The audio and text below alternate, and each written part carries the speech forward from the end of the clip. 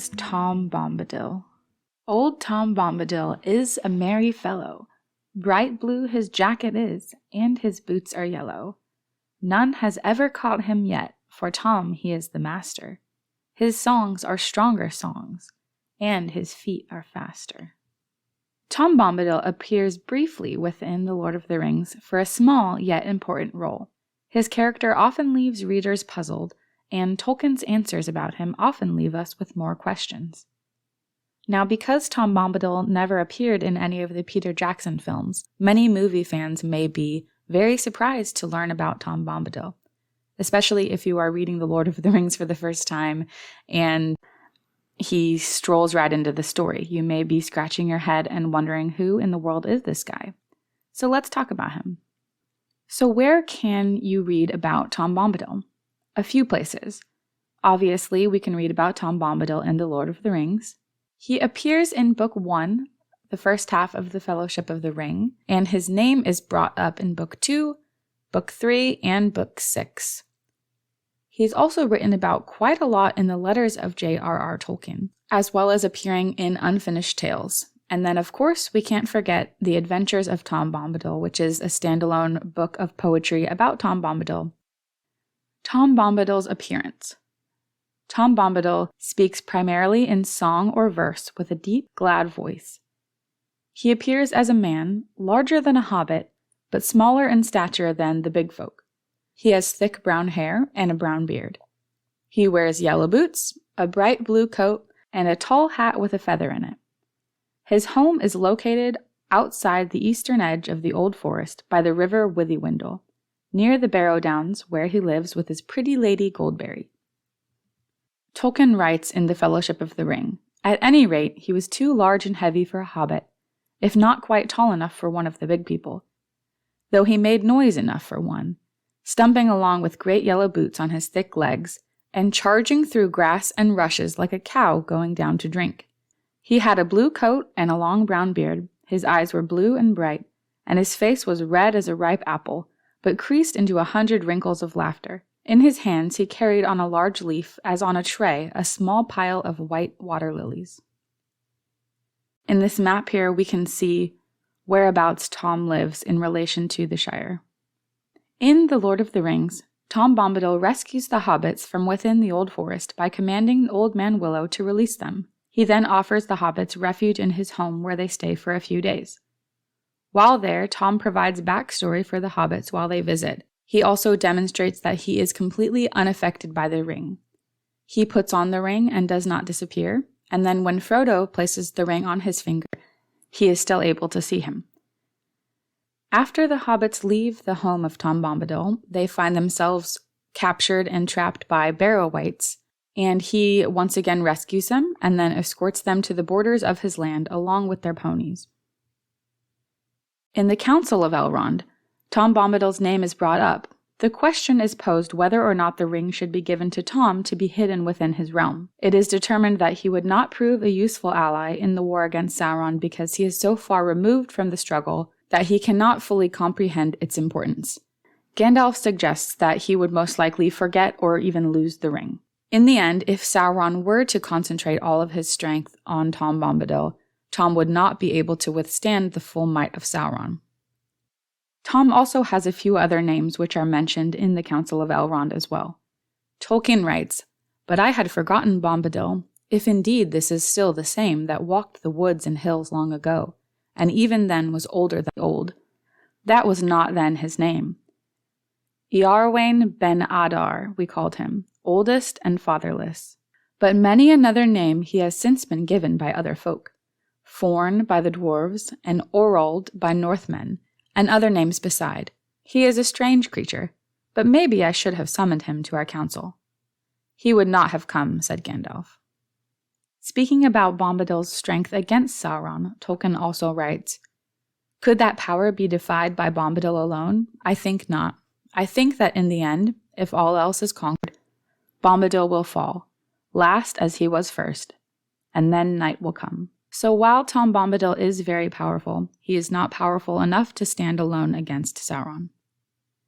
Now, after the ring has ultimately been destroyed in The Return of the King, and the hobbits and Gandalf are heading home, There comes a point where Gandalf is no longer going to journey forward with the hobbits. Instead, he says he is going to visit Tom Bombadil. Tolkien writes, "But if you would know, I am turning aside soon. I am going to have a long talk with Bombadil, such a talk as I have not had in all my time. He is a moss-gatherer, and I have been a stone doomed to rolling. But my rolling days are ending, and now we shall have much to say to one another." There are many theories about Tom Bombadil. First, let's begin by talking about what Tom Bombadil is. Tom Bombadil is the eldest, even older than the Dark Lord.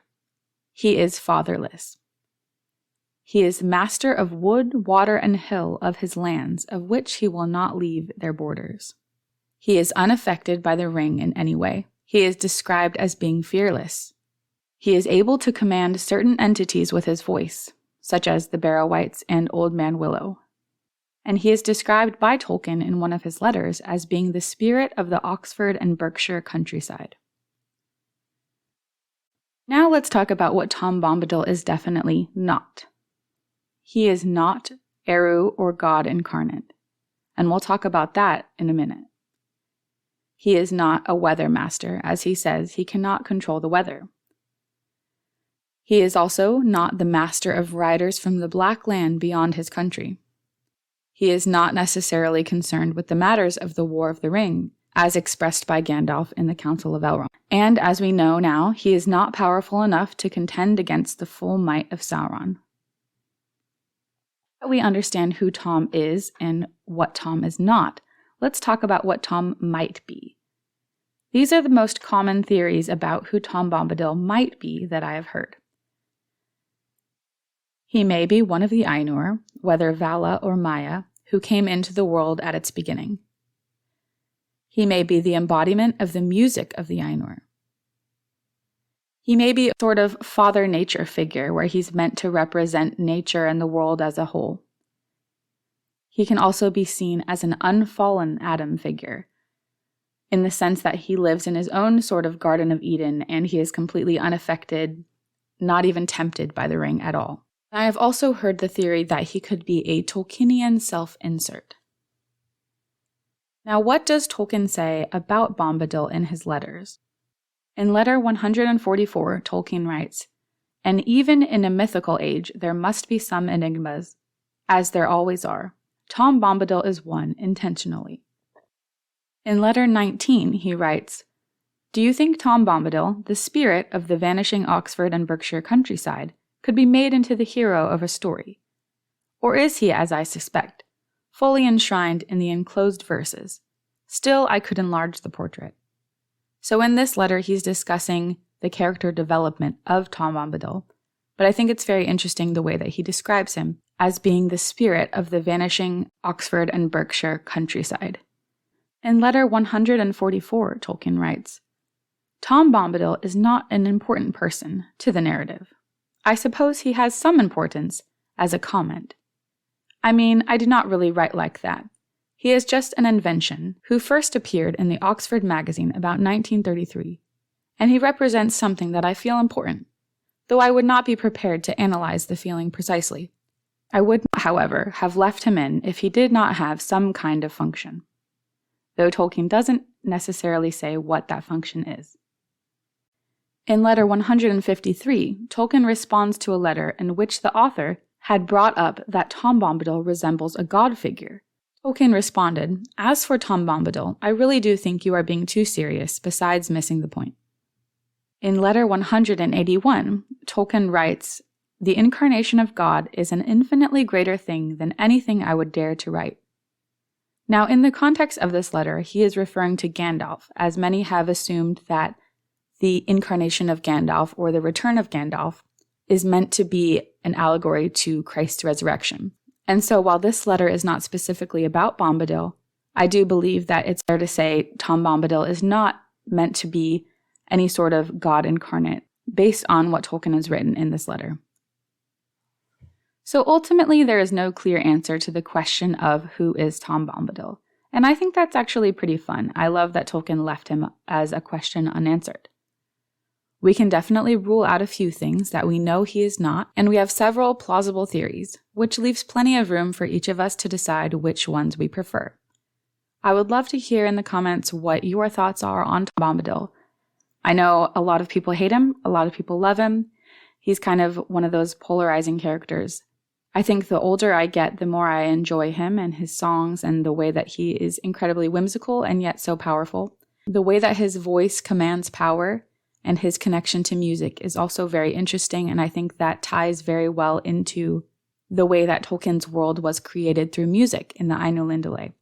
So there's a lot to unpack when it comes to Tom Bombadil, and I hope this character guide was helpful. If you'd like to continue the conversation, you can join our Discord server at teawithtolkien.com/Discord.